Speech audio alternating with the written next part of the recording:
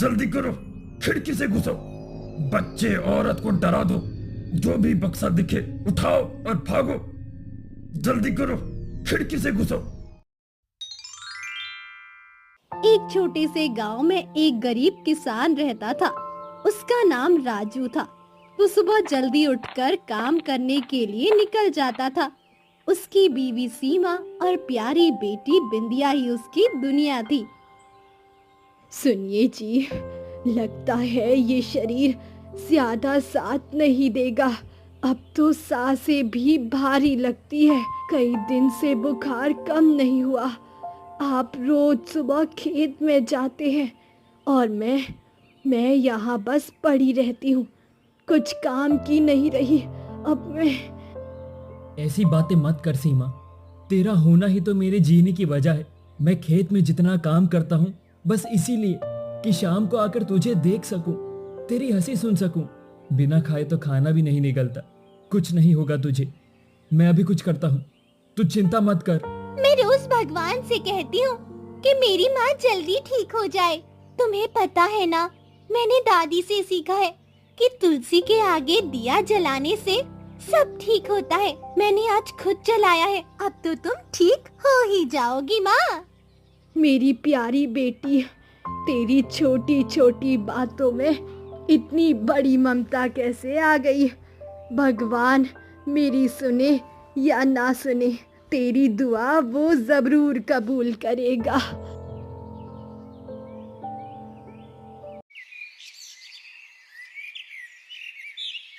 सीमा की हालत दिन ब दिन बिगड़ती जा रही थी। घर में दवा के नाम पर सिर्फ पानी था और खाने के लिए सिर्फ सूखी रोटी। राजू को अब कोई रास्ता नजर नहीं आ रहा था।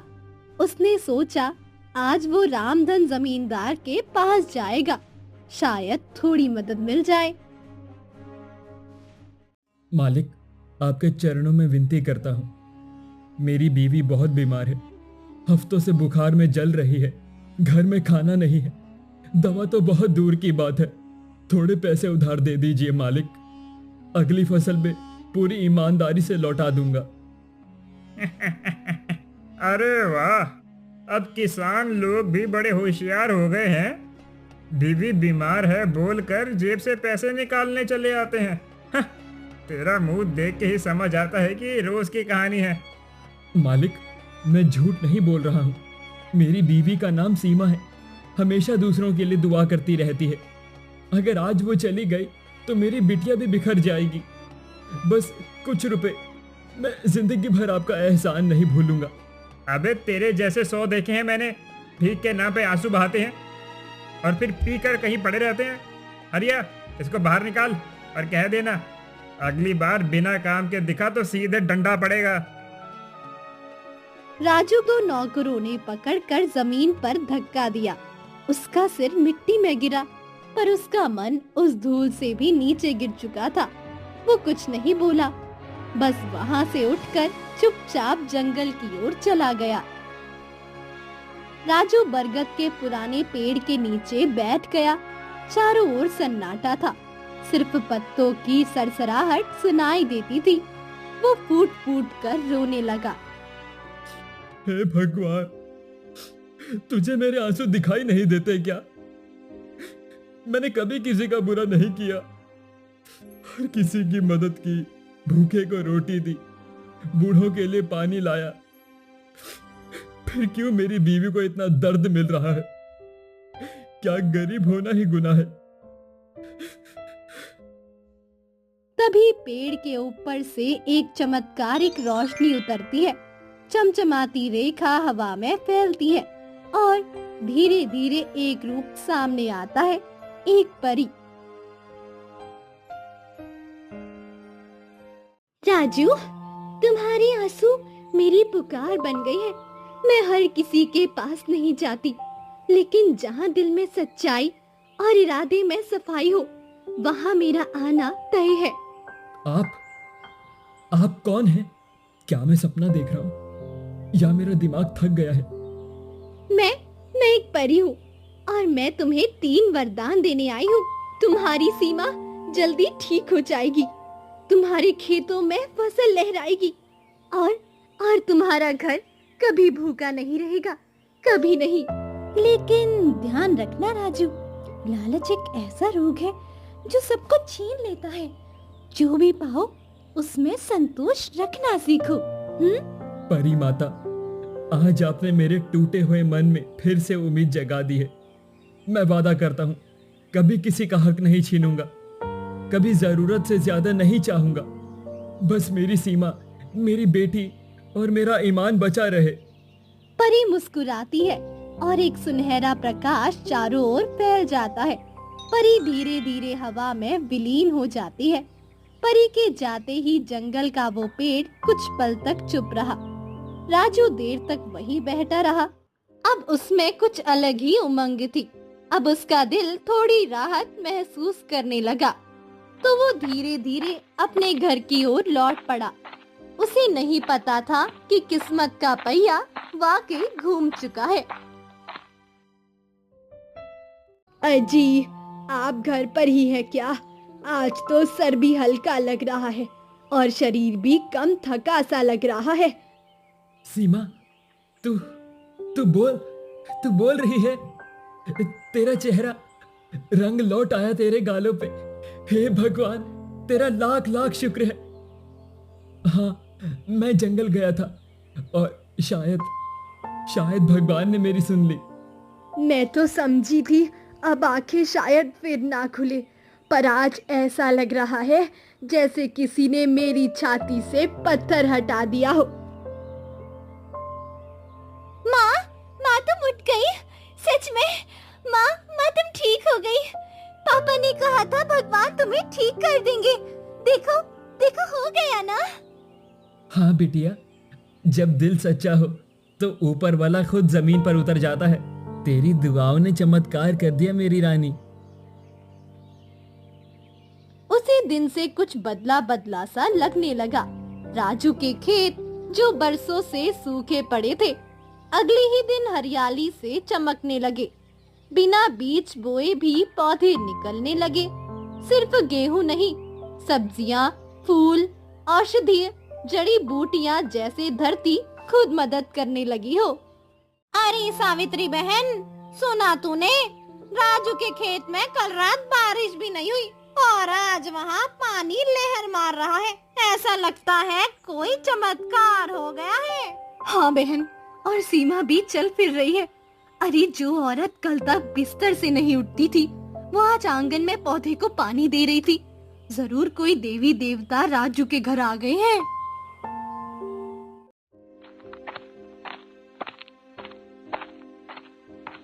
राजू भाई, ये सब कैसे हुआ? तेरा खेत तो बंजर था, अब तो जैसे सोना उगल रहा है इसमें। तेरी बीवी भी हंसती देखी आज। सच बता, कोई बाबा जी मिले क्या? कुछ नहीं मंगलू भैया, बस ऊपर वाले का कर्म है। कभी कभी जब इंसान बहुत टूट जाता है तो शायद भगवान को भी दया आ जाती है। बस उसके भरोसे सब बदल गया। राजू ने परी के बारे में किसी को कुछ नहीं बताया। उसने अपने वादे को निभाया। वो खेतों में अब भी पहले जैसे ही मेहनत करता। हर फल और सब्जी का थोड़ा थोड़ा हिस्सा गरीबों में बांट देता।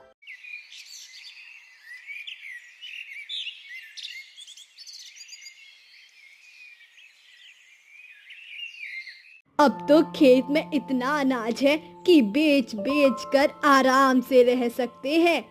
अरे सीमा, तू ठीक है। बिंदिया मुस्कुरा रही है और मेरे खेत भी हरे हैं। इससे ज्यादा सुकून मुझे कुछ नहीं दे सकता। मेहनत करना मेरी आदत है और जब तक हाथ चल रहे हैं मैं रुकना नहीं चाहता। आप वाकई अलग मिट्टी के बने हैं। मैं हर दिन भगवान से कहती हूँ अगले जन्म में फिर से तुझे ही पाऊं, लेकिन तब आप थोड़ा कम मेहनती हो ना। और इस जन्म में मैं भी तुम्हारी बेटी ही बनूंगी, लेकिन उस बार मुझे रोज आलू की सब्जी मिले, समझे आप? अरे बेटा, उस जन्म में तो तुझे सब्जी के साथ हलवा भी मिलेगा, पर अभी के लिए रोटी से काम चला ले। गांव के लोग अब राजू को सिर्फ एक गरीब किसान नहीं बल्कि एक सच्चे इंसान के रूप में देखने लगे थे। पर परी ने जो चेतावनी दी थी, लालच मत करना, वो अब धीरे धीरे एक परछाई की तरह राजू के जीवन में लौटने वाला था। एक रात कुछ अजनबी लोग गांव में आए। उनकी निगाहें सीधी राजू के घर पर थी। सुनिए जी, ये तीसरी बार है जब मैंने खटपट की आवाज सुनी है। मुझे डर लग रहा है, कोई हमारा सामान चुराने तो नहीं आया। तू चिंता मत कर सीमा, हमारे पास कौन सा खजाना है जो कोई लूटेगा। हाँ, खेत में जो कुछ है उसे लेकर जरूर कुछ लोग जलते होंगे, पर मैंने कभी किसी का बुरा नहीं किया, तो डर किस बात का। पर सब लोग तेरे जैसे नहीं होते राजू। दुनिया में कुछ लोग दूसरों की खुशी देख नहीं पाते। मुझे सच में डर लग रहा है।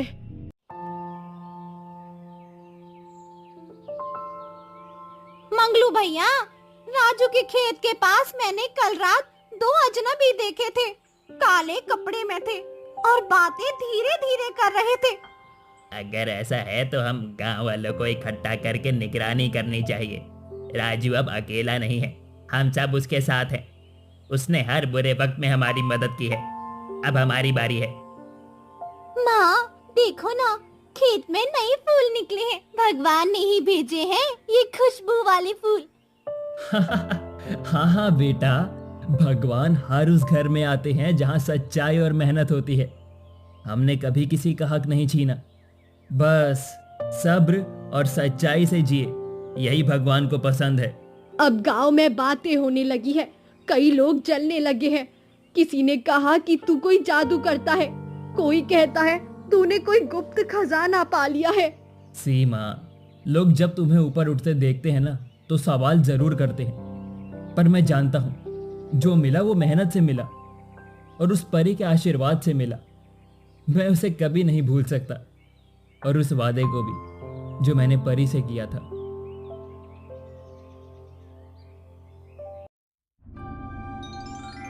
राजू, मैं तुझे देखने आई हूँ।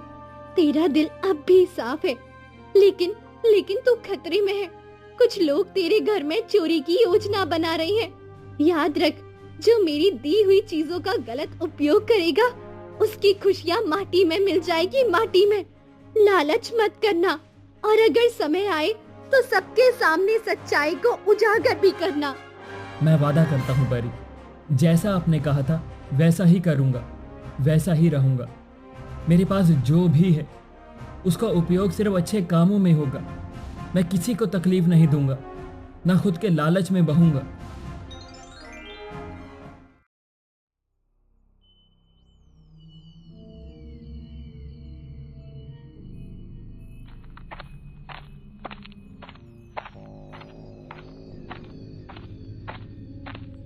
याद रखना, राजू का घर अंदर से मजबूत है, लेकिन हम खिड़की से घुसेंगे, उसे शक भी नहीं होगा। सोना, अनाज, बर्तन जो भी हाथ लगे उठा लो। अगर कोई बीच में आए तो डराओ, मारो मत। सरदार, पर ये राजू कोई मामूली आदमी नहीं लगता। गांव वाले उसकी बहुत इज्जत करते हैं। अगर पकड़े गए तो सारा गांव हमारे पीछे पड़ जाएगा। अरे चुप कर, डर गया क्या? अरे इतना माल कहीं और मिलेगा क्या?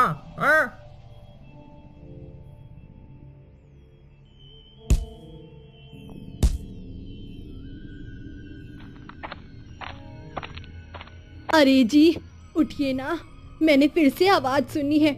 इस बार खटपट बहुत करीब से आई है। लगता है कोई बाहर है। तू अभी भी वही सोच रही है? अरे नहीं सीमा, हो सकता है कोई जानवर हो, पर हाँ, चलकर देख लेते हैं। आज मन भी अजीब से बेचैन हो रहा है। राजू भैया, मैं तो जाग ही रहा था। पता नहीं क्यों आज नींद ही आ रही थी। गांव के 1-2 लोग बोले कि कुछ अजनबी लोगों को देखा है खेतों के पीछे। मंगलू, ये सब अब सच लगता है। मैंने कुछ दिन पहले एक परी को देखा था। उसने मुझे चेतावनी दी थी, कहा था लालच करने वाले आएंगे और तुझे संभल कर रहना होगा। शायद वही वक्त अब आ गया है। भैया, अगर तूने सच में किसी देवी जैसी चीज को देखा है तो हमें उसे मिले हुए वादे को निभाना होगा। चलो गांव वालों को बुलाते हैं। इस बार हम किसी को चुपचाप चोरी नहीं करने देंगे। गांव में डुगडुगी बजाई जाती है। क्या हुआ मंगलू भाई, इतनी रात को क्या हल्ला है ये? राजू के घर चोर घुसने वाले हैं। जिसने उससे जलन रखी थी वो आज हमला करने वाले हैं। सबको इकट्ठा करो, औरतें मर्द सब चलें। आज हमें अपने गांव के आदमी को बचाना है। हाँ बहने, उठो। राजू ने जब जब कोई भूखा था अपने खेत से खाना दिया था। आज उसकी बारी है, हमें उसके साथ खड़ा होना है। जल्दी करो, खिड़की से घुसो। बच्चे औरत को डरा दो। जो भी बक्सा दिखे उठाओ और भागो। जल्दी करो, खिड़की से घुसो।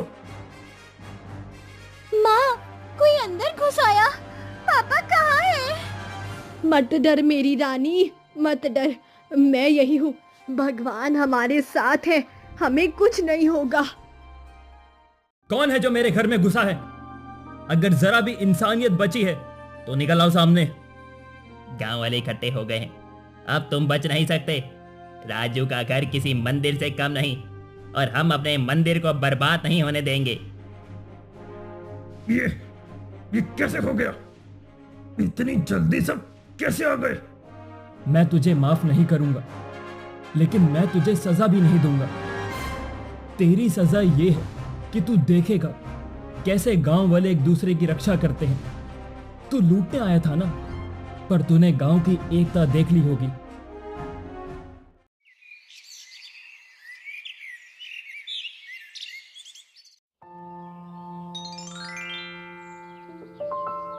तू लालच में नहीं फंसा और तेरा गांव तेरे साथ खड़ा रहा। अब मैं तुझे एक और आशीर्वाद देती हूँ। तेरे खेत में कभी अकाल नहीं पड़ेगा। तेरे घर में कभी दुख की परछाई नहीं आएगी। धन्यवाद देवी, आपकी दी हुई हर चीज का मैंने मान रखा और अब भी मैं वादा करता हूँ जो भी मिला है वो गांव के लिए, सिर्फ मेरे लिए नहीं। गांव में अब एक नई सुबह हो चुकी थी। कल रात जो हुआ वो सिर्फ एक चोरों की हार नहीं थी। लोग अब राजू को सिर्फ किसान नहीं बल्कि एक नायक की तरह मानते थे। पापा, पापा देखो ना, आंगन में इतने सारे लोग आए हैं। सबके हाथों में फूल है और सब तुम्हें देख रहे हैं। क्या आज कुछ खास है? हाँ बिटिया, आज का दिन खास है, पर ये फूल मेरे लिए नहीं, हमारे गांव की एकता के लिए हैं। जब सारे लोग मिलकर खड़े हो जाएं, तो सबसे बड़ा तूफान भी हार जाता है। जब मेरा ब्याह कर इस घर में आई थी तब हम मिट्टी के चूल्हे पर रोटी बनाते थे। ना ढंग का कपड़ा था, ना चैन की नींद। आज देख, हमारे पास सब कुछ है, पर सबसे बड़ी दौलत है ये इज्जत, ये प्यार, और ये सब तुमने मेहनत और ईमान से पाया है। सीमा, मुझे कुछ भी अकेले नहीं मिला।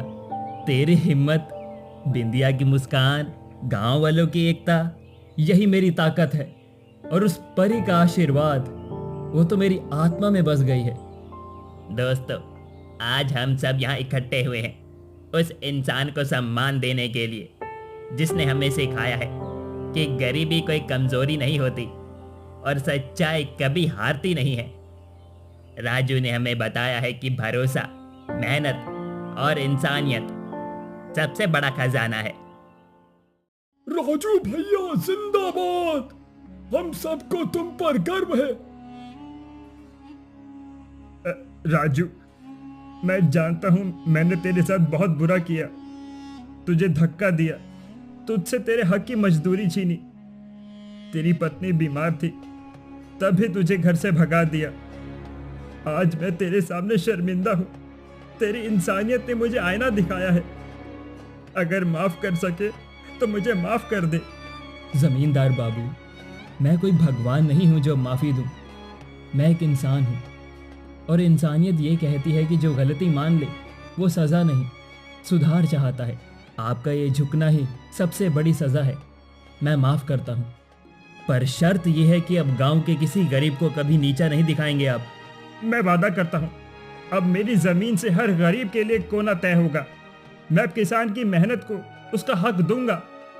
तेरे जैसे किसान को देखकर मुझे इंसान बनना याद आ गया है। तभी हल्की रोशनी में परी प्रकट होती है, सिर्फ राजू को दिखती है। राजू, अब समय है मेरा विदा लेने का। मैंने तुझे इसीलिए नहीं चुना कि तू गरीब था। मैंने तुझे इसीलिए चुना क्योंकि तेरे दिल में लालच नहीं था, तेरी आत्मा में सच्चाई थी। तेरे जैसे लोगों की वजह से ही धरती पर अब भी उम्मीद बाकी है। अब तू खुद एक चमत्कार बन चुका है। अब तुझे मेरी जरूरत नहीं, तू खुद लोगों की परी बन चुका है। धन्यवाद परी, आपके बिना मैं कुछ भी नहीं था। आपका आशीर्वाद हमेशा मेरे भीतर रहेगा, जैसे बीज में पेड़ का सपना छिपा होता है। मैं अपने गांव, अपनी मिट्टी और अपने लोगों को कभी नहीं भूलूंगा। परी मुस्कुराकर प्रकाश में गायब हो जाती है।